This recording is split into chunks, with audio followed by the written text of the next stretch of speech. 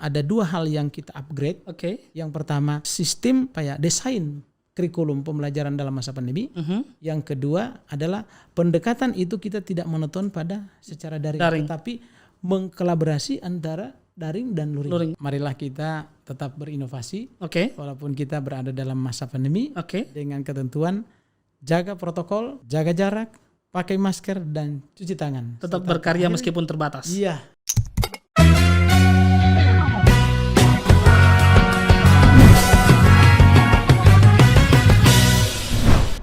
Yuk ambil posisi garis depan saat ini bersama Kepala Dinas Pendidikan Kabupaten Gorontalo Utara, Pak Irwan Usman.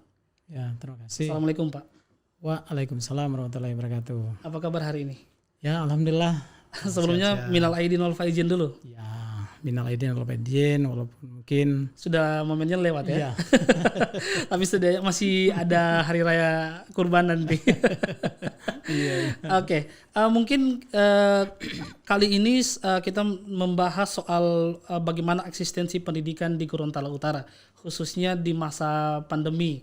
Karena memang kita ketahui semua sektor itu mengalami keterpurukan di masa pandemi ini, baik dari tahun 2020 sampai 2021. Ya, kita tahu belum selesai juga ini masalah pandemi. Nah, mungkin saya langsung ke Pak Kadi saja. Bagaimana menjalankan pembelajaran di masa pandemi khususnya di Kabupaten Gorontalo Utara? Ya, makasih. Assalamualaikum warahmatullahi wabarakatuh. Selamat sore, salam sejahtera untuk kita sekalian.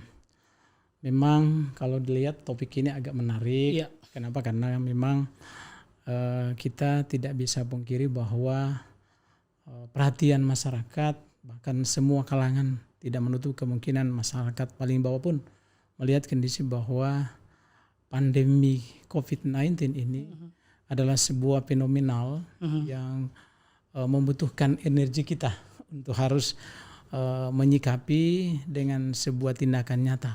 Yang dalam hal ini kalau kita kaitkan dengan konten kita di pendidikan, memang keberadaan eksistensi penyelenggaraan pendidikan dalam masa pandemi ini memang sebuah hal yang dipertanyakan oleh masyarakat. Ya, banyak kalangan ya. Banyak kalangan.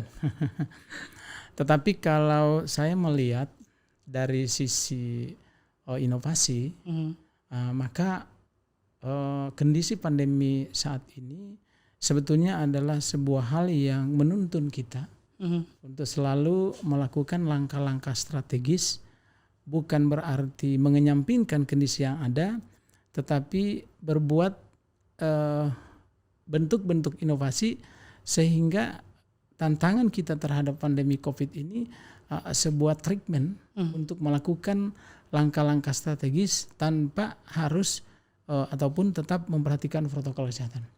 Nah, kita lihat kondisi sekarang memang kalau dilihat khusus untuk Gorontalo Utara itu kita menindaklanjuti himbauan pemerintah sejak tanggal 22 Maret 2020 kita off untuk penyelenggaraan pembelajaran secara tatap muka. Ini bukan berarti pendidikan di Gorontalo Utara itu dalam kondisi diam atau vakum. Memang kalau dilihat bahwa pemerintah itu memberikan alternatif, apakah melalui daring atau dengan konsep luring dalam luar jaringan. Nah, inilah yang secara teknis ini kita lakukan dalam tataran implementasi penyelenggaraan pendidikan dalam wilayah kewenangan kami dari TK PAUD, SD dan SMP, termasuk program kesetaraan. Nah, sekarang mungkin selalu orang bertanya, bagaimana sisi kualitas penyelenggaraan pendidikan pada masa pandemi dan sebelum pandemi? Nah, karena memang kalau dilihat dari sisi penyelenggaraannya, baik dari sisi waktu penyelenggaraan dalam tatap muka setiap harinya, terus juga dalam setiap minggunya, ini kan sepertinya terkesan tidak ada. Nah, tetapi ini bukan berarti kualitas penyelenggaraan pendidikan di Gorontalo Utara tidak ada atau tidak berjalan ya. Situ ini persoalannya. Nah, oleh karena itu untuk menjawab hal ini saya ibaratkan sebuah komputer sistemnya. Kami di dalam hal penyelenggaraan pendidikan itu menyediakan 2 perangkat lunak dan perangkat kerasnya.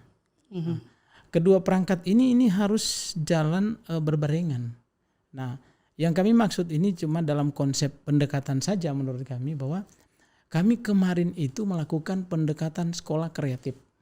Nah, sekolah kreatif ini adalah sebuah konsep pengembangan program yang terintegrasi dengan kebijakan secara nasional.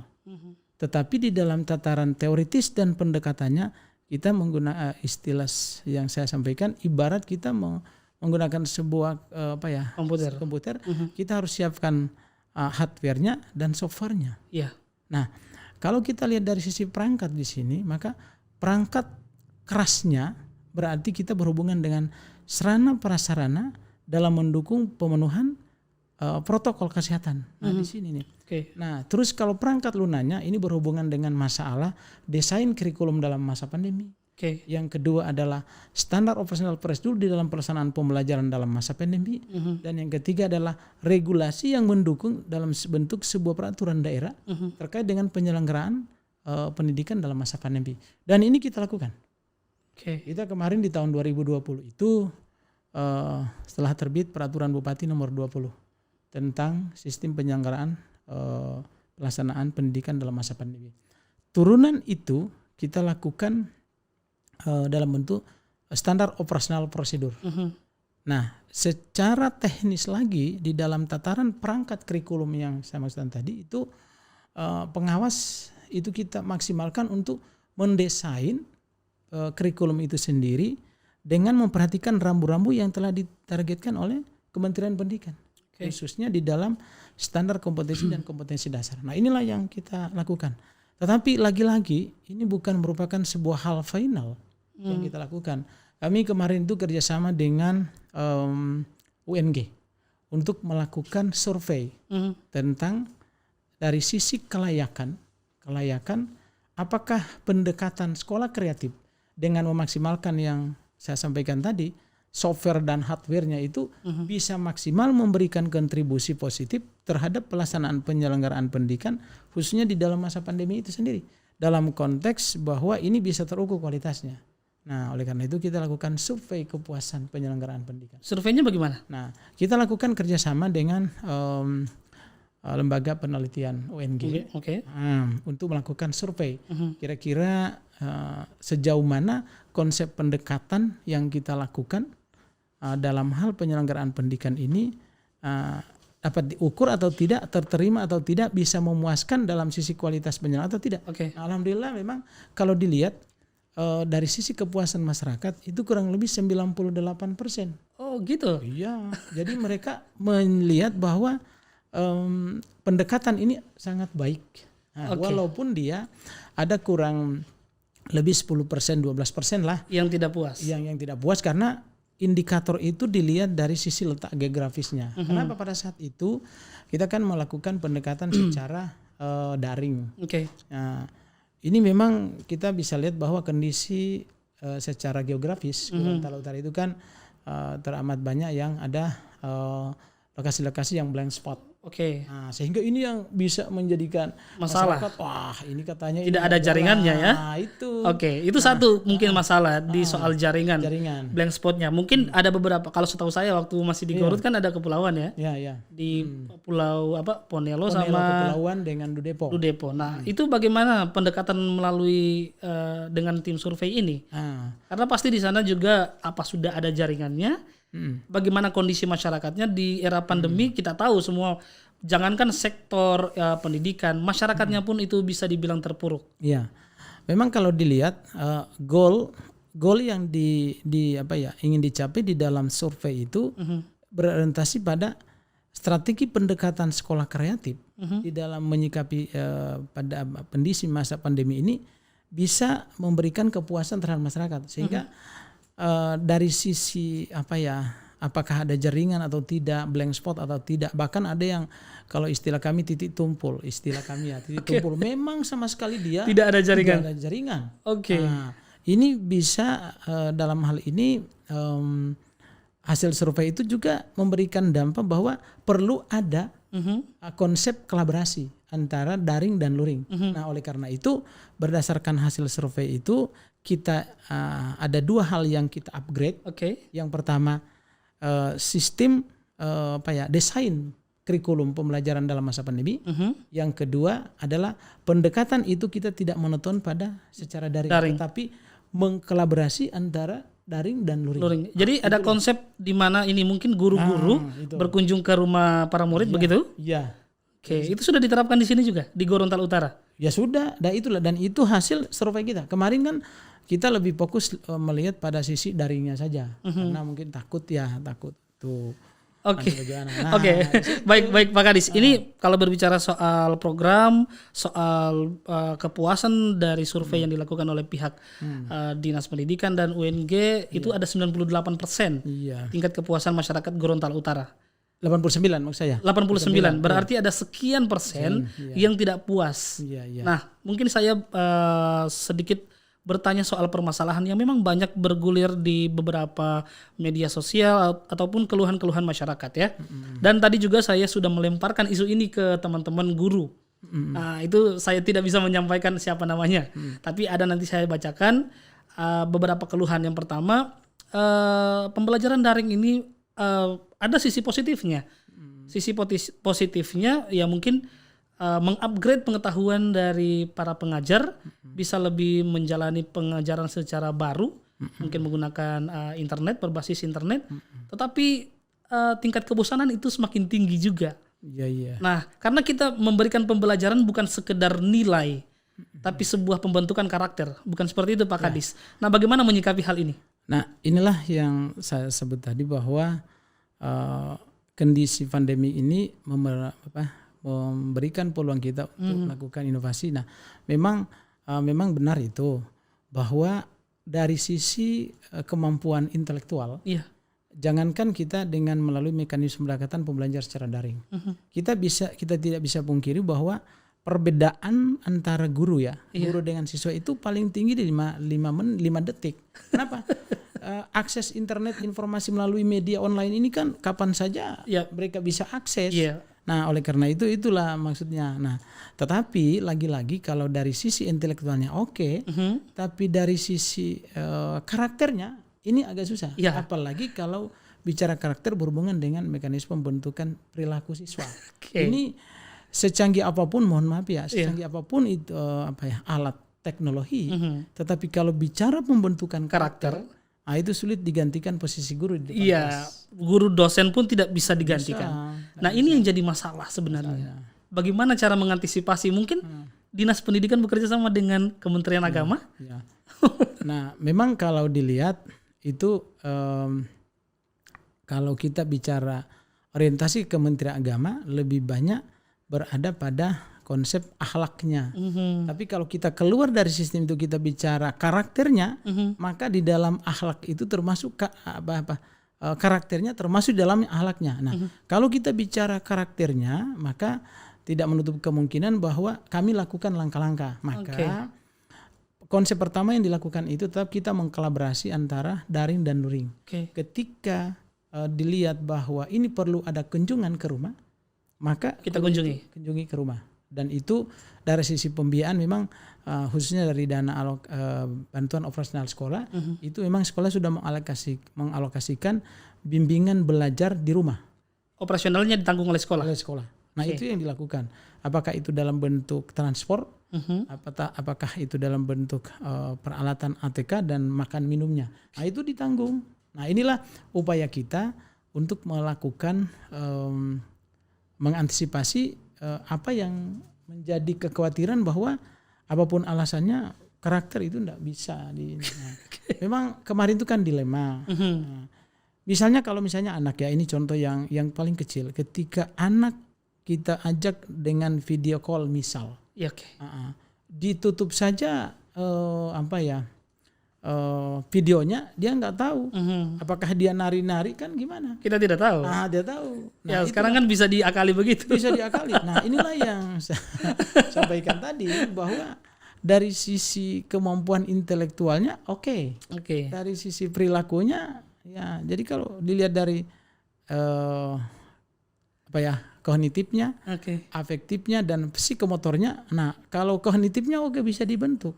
Kalau afektif dan psikomotornya, ini memang menurut saya perlu ada satu. Nah, oleh karena itu langkah di 2020 itu ini merupakan sebuah hal yang kami lakukan untuk memperkuat pondasi landasan konsep pendekatan di 2021. Nah, oleh karena itu kemarin setelah melakukan tahapan tadi, mulai dari perbubnya sudah ada, standar operasional sudah ada, desain kurikulumnya sudah ada. Nah, kita memang direncanakan itu tanggal 28 Januari kita sudah on tatap muka. 28 Januari 2021. Iya, 2021. Dan kita satu-satunya kabupaten yang pertama untuk menggaungkan itu. Sampai sekarang. Nah, jadi begini. Historisnya seperti itu. Kita sudah kerjasama dengan Polres Gorontalo Utara. Kita sudah kerjasama dengan Kodim. Gorontalo Utara. Kita juga sudah kerjasama dengan Kejaksaan. Dan secara teknis dalam satuan pendidikan kita sudah maksimalkan dengan komite sekolah, orang tua, bahkan kita sudah buat simulasinya.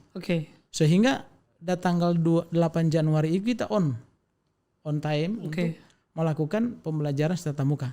Tetapi lagi-lagi itu ada himbauan dari pemerintah dalam ini gubernur bahwa di dalam rangka melakukan antisipasi penularan COVID-19 untuk tidak membuka sekolah. Nah, sekarang lagi-lagi juga kami tidak juga berhenti di situ. Kenapa? Karena tujuan utama itu bukan pelarangan untuk kita sekolah. Ini yang perlu paradigma yang harus kita rubah ya. Kita rubah. Jadi pemerintah itu bukan melarang sekolahnya, tetapi jangan sampai dengan adanya pelaksanaan sekolah itu akan timbul klaster baru dalam hal penularan COVID. Nah, kalau seandainya dimungkinkan bahwa sekolah itu melaksanakan pembelajaran dengan memberikan jaminan bahwa tidak terjadi klaster penyebaran COVID, apa salahnya kita lakukan? Di situ. Sudah dicoba tidak, Pak? Nah, oleh karena itu desain tatap muka kita kembali lagi ke desain awal. Jadi pendekatan sekolah kreatif. Nah, kenapa kita lakukan pendekatan sekolah kreatif? Ini terintegrasi dengan kebijakan secara nasional. Kita hari ini agak lompat sedikit dari materinya. Kita hari ini kan melihat bahwa Mas Menteri selalu menggerakkan sekolah penggerak. Terus guru penggerak. Orientasinya di situ adalah ada dua, inovasi dan kemandirian. Nah, dari konsep ini yang kami adopsi supaya konsep pengembangan pendidikan dalam masa pandemi terintegrasi dengan kebijakan nasional.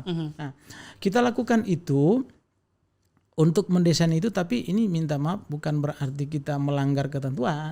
Nah, kan di dalam panduannya, dalam SOP-nya dibatasi 50%. Bukan berarti 50% itu harus siswa sekolahnya. Tetapi jangan sampai ketika 100% dibuka sekolahnya terjadi klaster. Nah, di situ kan. Nah, kita melihat ukuran di dalam panduan nasional itu kan bukan ukuran Gorontalo. Itu ukuran standar Jakarta. Yang dilihat di sana mungkin 45 satu kelas. 32 satu kelas. Nah, kita di Gorontalo Utara ada yang hanya 10. Kalau ketika kita buat 10 berarti 55. Nah, sekarang persoalannya minimal jarak itu 1,5 meter. Bukan berarti 1,5 meter di ukuran 45, tapi hari ini kita hanya 10. Nah, kalau 1,5 meter berarti kita memenuhi persyaratan. Nah, oleh karena itu kita serahkan kepada sekolah untuk melakukan desainnya. Sehingga ada sekolah yang melakukan proses pendekatan, proses pembelajaran itu tetap menggunakan ruang kelas. Daripada mereka nantinya ke rumah-rumah, anak kan begini, kalau misalnya mereka berkumpul di satu tempat, kan kontrolnya itu ketika anak turun dari rumahnya berkumpul di rumah, itu kan kita tidak bisa jaga ya. Tidak bisa jaga. Nah, oleh karena itu kita lakukan ini. Mereka datang dengan misalnya kan rata-rata di sana itu ada 20 siswa. Nah, kalau yang 20 siswa itu kita gunakan tetap jadi 18 tidak di 2. Cuma kalau ada yang 10 siswa satu kelas kita gunakan 10 saja. Nah, itu kan bukan melanggar ketentuan secara nasional, tetapi kita melihat bahwa asumsi yang diharapkan itu bukan masalah jumlah, tetapi jangan jumlah itu bisa menimbulkan kerumunan dan kerumunan bisa menimbulkan klaster penularan COVID. Nah, ini yang perlu dijelaskan. Oke. Ya, kita ke masalah ini, ke masalah yang memang banyak diperbincangkan. Mungkin di Garut juga pasti ada. Itu yang sekian persen yang tidak menerima ya, tidak menerima kepuasan. Di daerah blank spot harusnya belajar daring ya. Nah, dengan daya jual ataupun daya beli, maksudnya daya beli masyarakat harus ada handphone atau harus menggunakan laptop, minimalnya handphone ya. Iya. Nah, bagaimana dengan masyarakat yang ya bisa dibilang ekonominya di bawah? Iya. Bagaimana mengantisipasi ini, Pak Kadis? Memang ini sebuah fenomena nasional yang tidak luput kemungkinan di luar Gorontalo Utara juga ada. Iya. Nah, ini kan kalau persoalan itu dia berada pada dua dimensi. Pertama, dimensi kuota data yang harus digunakan di dalam sistem.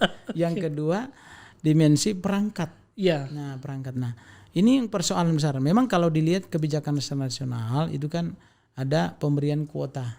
Iya. Itu sudah berlaku, sudah berjalan.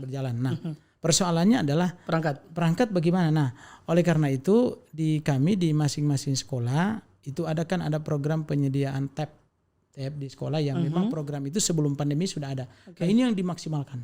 Nah, persoalannya gimana? Ada kan yang sama sekali siswa tidak ada handphone juga tidak ada. Orang tuanya juga tidak ada. Kalau orang tuanya ada, maka kita minta nomor orang tuanya. Iya, pakai handphone orang tuanya. Oke. Nah, itu plusnya adalah pembelajaran anak itu terkontrol oleh orang tua. Itu keunggulannya. Tapi bagaimana yang tidak ada? Nah, yang tidak ada itu ada dua cara yang dilakukan. Cara yang pertama adalah mengelompokkan 2 sampai 3 siswa untuk satu alat yang alat itu diberikan oleh sekolah. Bagaimana? 2 atau 3 orang dibentuk dalam satu kelompok belajar hanya 2 sampai 3. Itu maksimal 3. Menggunakan tab itu. Dan itu yang disuplai oleh baik kuotanya diberikan melalui anggaran dana BOS di sekolah, penyediaan tabnya juga dilakukan oleh sekolah. Ini sudah berlaku di Gorontalo Utara? Sudah berlaku itu. Itu yang berlaku untuk mengantisipasi itu karena kita kan tidak harus melihat bahwa memarginalkan siswa yang secara ekonomis terpuruk dan tidak bisa mengadakan itu. Jadi memang harus ada solusi. Ada solusi. Jangan dibiarkan dong. Kalau kita solusinya by name by address misalnya, itu kan bisa saja anggarannya nggak cukup. Nah, di situ. Jadi, satu orang satu tab. Memang sulit. Nah, oleh karena itu kita klasifikasi. Tapi rata-rata kalau di setiap di setiap kelas itu rata-rata ada yang hanya cuma sampai 2 orang yang kondisinya seperti itu.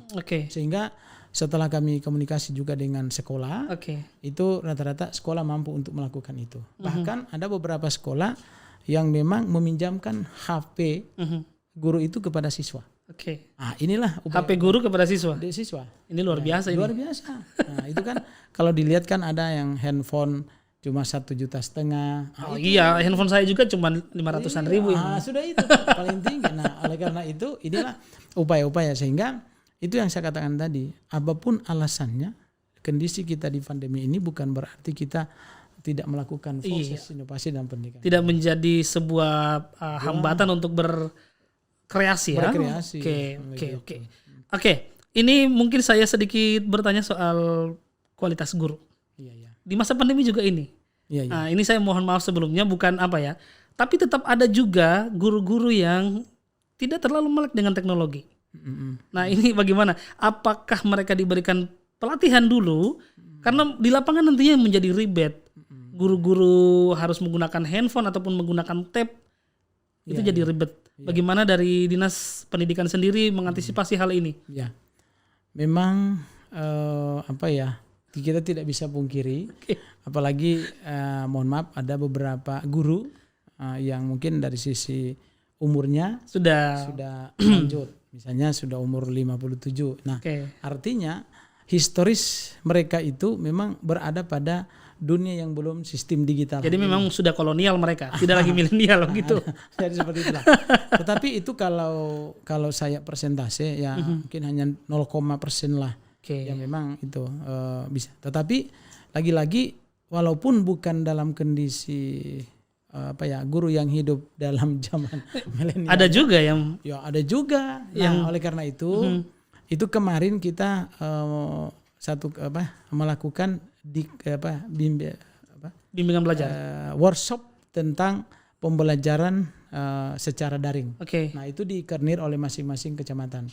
Nah, itu kerjasama yang mensponsor itu adalah pengawas, karena asumsi yang saya sampaikan tadi itu memang itu berasal dari temuan para pengawas yang ada di masing-masing kecamatan. Kira-kira seperti apa kendalanya. Nah, itu salah satu temuan juga bahwa terdapat beberapa guru walaupun dia tahu mengoperasikan komputer ataupun, tetapi lagi-lagi ketika dia melakukan proses pembelajaran secara daring dia mengalami kendala. Nah, itulah yang dilakukan.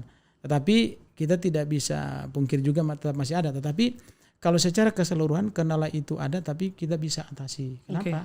Karena rata-rata teman-teman guru itu ada handphone. Karena berarti mereka... Jangan handphone yang cuman kecil-kecil ini. Iya. Tetapi itu kita kemarin bekerja sama dengan pengawas melakukan bimbingan teknis dan workshop pelaksanaan pembelajaran dalam masa pandemi. Orientasinya di situ. Nah, jadi kita bukan cuma bagaimana memberikan edukasi terhadap guru untuk mengoperasikan komputer atau handphone di dalam hal pelayanan pembelajaran dalam sistem online, tetapi itu kami juga memberikan menu-menu pendekatan yang bisa dilakukan di dalam hal penyelenggaraan proses pembelajaran, khususnya di dalam pencapaian standar kompetisi dan kompetisi dasar. Dan ini alhamdulillah ini tidak ada kendala, sehingga kalau mungkin ini fenomena nasional, tapi untuk Gorontalo Utara kita bisa minimalisirkan di situ. Oke. Soal kolaboratif antara pembelajaran daring dan luring yang tadi dikatakan pembelajaran kreatif, berapa persen untuk daring, berapa persen untuk luring? Ini bagus ya. Itu memang konsep pendekatannya adalah kolaborasi antara daring dan luring. Tetapi sifatnya itu kondusif. Oke. Nah, kenapa saya bilang demikian? Sifatnya kondisional ini begini. Ketika di tempat itu tidak ada jaringan, maka dia full luring. Oke. Nah, ketika di tempat itu ada yang terindikasi positif COVID, maka off daring. Kita secara daring. Oke. Nah, disitulah. Jadi disesuaikan dengan zonasi. Ya, jadi memang begitu. Dia sifatnya kondisional. Tidak harus menyatakan bahwa 50% daring, nggak bisa. Karena kalau demikian bentuknya kita bisa jadi kaku. Jadi kaku. Kondisional ya? Iya, kondisional. Apalagi dengan, ini contoh saja hari ini ya. Ini kita bicara hari ini. Kemarin itu kan setelah kami kan komunikasi intens dengan Dinas Kesehatan. Kemarin itu ada satu kecamatan yang terindikasi itu sesuai hasil itu positif. Nah, walaupun kita sekarang posisi kita Gorontalo Utara itu ada beberapa kecamatan zona hijau dan ada beberapa kecamatan yang masuk zona kuning. Nah, kemarin itu kan setelah penyampaian oleh Kepala Dinas Kesehatan, nah kita langkah cepat. Komunikasi dengan Korwil dan pengawas bagaimana strateginya. Nah, jadi kita buat zonasi tadi. Mana zona yang dimungkinkan untuk tidak mengakses pembelajaran secara luring, tatap muka. Ya. Nah, oleh karena itu dilihat dari sisi zonasinya, ada kurang lebih 3 sekolah yang memang sama sekali kita harus off selama 14 hari untuk melakukan pembelajaran secara daring. Nah, inilah yang saya sampaikan tadi bahwa kondisi ini bersifat situasi ini bersifat kondisional. Jadi memang tidak berapa persen untuk luring, tidak berapa persen untuk daring. Itu, iya. Oke, itu memang cukup bagus solusinya. Cuman begini, ada beberapa pernyataan saya lempar ini isu. Katanya kalau belajar daring itu biasanya yang ngisi jawaban itu emak dan bapaknya. Ini saya cukup geli tadi membaca karena saya lempar bagaimana pendapat kalian dengan pembelajaran daring. Langsung mereka jawab bahwa biasanya anak-anak itu cuma makan, duduk di belakang, mamanya yang ngisi. Setelah itu kan kasih kertas antar ke sekolah. Bagaimana soal dan tanggapan ini dari Dinas? Ini memang sebuah kebenaran. Sehingga saya selalu menyatakan bahwa untuk melakukan ukuran sebuah dilema ini sebenarnya. Iya, sebuah dilema karena itu yang saya katakan dari awal tadi bahwa tidak menutup kemungkinan ketika kita lakukan lewat video call, terus ditutup itu orang tuanya yang kerja. Iya. Tapi kebalikan juga ada yang malahan orang tua itu terbebani dengan kondisi itu. Sangat terbebani. Iya, Anda terbebani. Sehingga kalau kemarin itu kurang lebih tinggal 3% yang mau pembelajaran daring. Iya. Di penghujung Desember itu kita lakukan lagi survei internal kita Dinas Pendidikan. Itu kurang lebih tinggal 3% yang mau pembelajaran daring. Nah, ini bagaimana? Nah, itu jadi kita harus lakukan secara tatap muka. Mereka nggak mau lagi untuk apapun terserah mau virus corona. Ya itu. Orang tua sudah tidak peduli lagi. Perlu lagi. Nah, oleh karena itu langkah yang kita lakukan tanggal 8 itu. Tapi kan lagi-lagi kita. Tapi alhamdulillah hari ini kita untuk pembelajaran secara tatap muka itu, makanya kan dari kabupaten lain selalu lempar di media dialog itu tatap muka. Kalau kami namanya pendekatan sekolah kreatif, tapi esensinya itu adalah tatap muka. Jadi seperti itu. Ini harus juga dipromosikan, diberikan edukasi ke masyarakat dan ke halayak banyak bahwa Gorontalo Utara sudah menerapkan ini sejak lama. Baik. Pembahasan kita ini cukup berputar di soal pembelajaran daring dan ternyata di Gorontalo Utara sudah sangat efektif. Mungkin memang banyak masalah-masalahnya soal guru yang untuk menguasai teknologi, terus orang tua yang terbebani, orang tua yang mengurusi anak. Karena ada orang tua yang sibuk di kantor itu yang jadi masalah. Dan itu benar, karena apalagi dengan kesibukan orang tuanya di kantor. Jangan bicara di kantor, mungkin ya para petani nelayan, itu pedagang sangat terbebani karena untuk pendampingan atau pembimbingan anak untuk dalam proses pembelajaran itu kan seringkali kan ya tetap hanya minta bantuan ke orang tua. Tetapi kalau orang tua jenuh, jadi terjadi itu masalah. Pak Kadis, ini sudah bagus, sangat bagus pembahasan kita. Bagaimana harapan ke depan dari Kepala Dinas Pendidikan secara umum untuk Gorontalo Utara ke depan seperti apa? Jadi terkait dengan kondisi hari ini, kami sudah buat desain peta pendidikan Gorontalo Utara dalam masa pandemi. Jadi konsep dasar yang kita lakukan hari ini mungkin sebagai bentuk sosialisasi kepada masyarakat, khususnya masyarakat Gorontalo Utara, bahwa desain pengembangan pendidikan dalam peta konsep pengembangan pendidikan yang berkualitas di Gorontalo Utara itu yang pertama kita mengkolaborasi antara kebijakan secara nasional dan kebijakan secara kedaerahan. Ya, jadi seperti itulah. Tanpa kita melakukan kolaborasi itu, maka kita akan tidak linear konsep pengembangannya. Kita hari ini dengan adanya konsep sekolah penggerak. Nah, inilah intinya kan kita selalu inovasi dan yang kedua mandiri. Jadi kemandirian inovasi inilah yang kita. Jadi itulah.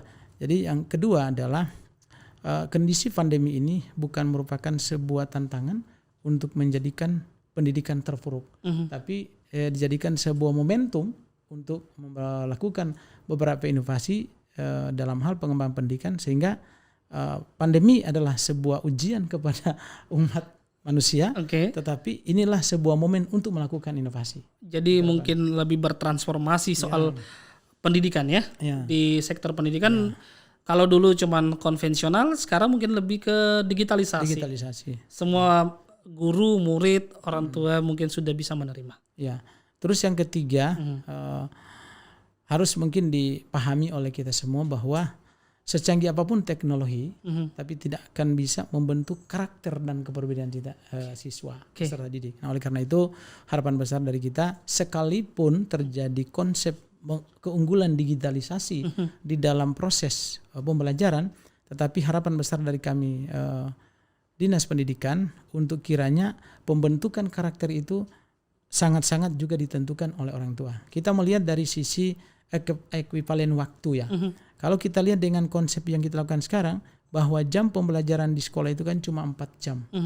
Terus 4 jam 8 JP setiap harinya, 4 jam di sekolah, 4 jam di rumah. Nah, kalau kita plus lagi dengan aktivitas siswa ketika tidak terkontrol pada durasi waktu 4 jam itu, maka hitung dari 24 jam, maka 20 jam itu berada di rumah. Kalau kita ekuivalennya dengan 1 kali 24 jam. Nah, itulah. Nah, oleh karena itu harapan besar dari kami bahwa walaupun kondisinya tetap merupakan Dinas Pendidikan dalam satuan pendidikan merupakan motor penggerak dan memiliki tanggung jawab besar di dalam pembentukan karakter siswa.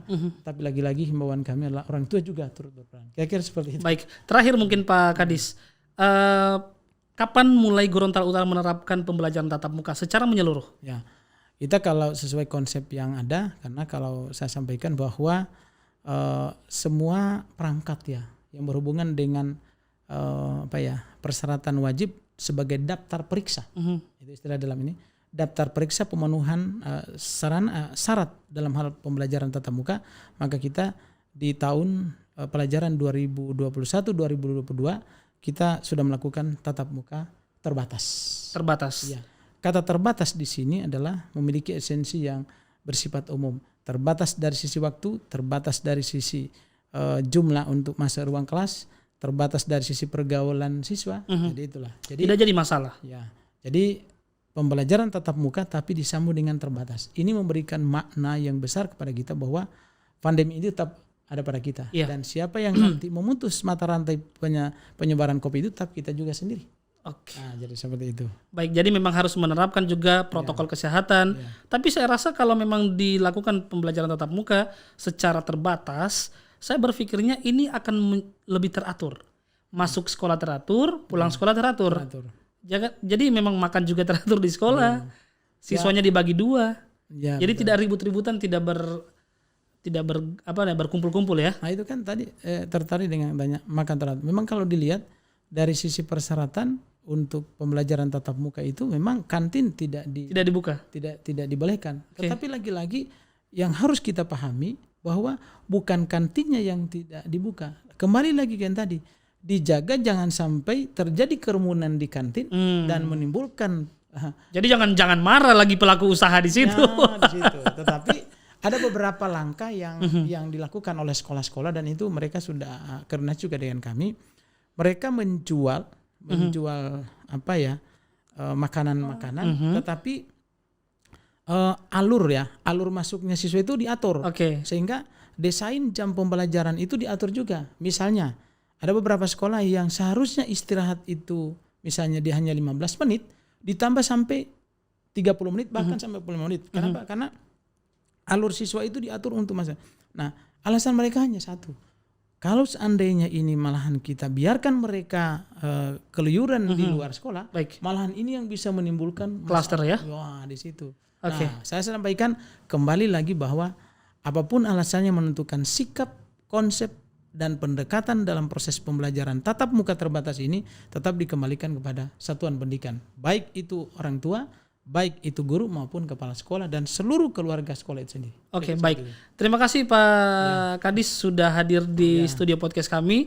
Sudah penjelasannya sudah sangat cukup luas. Semoga masyarakat Gorontalo Utara mendengarkan karena memang kami menyiarkan ini secara masif di channel YouTube kami di garis depan.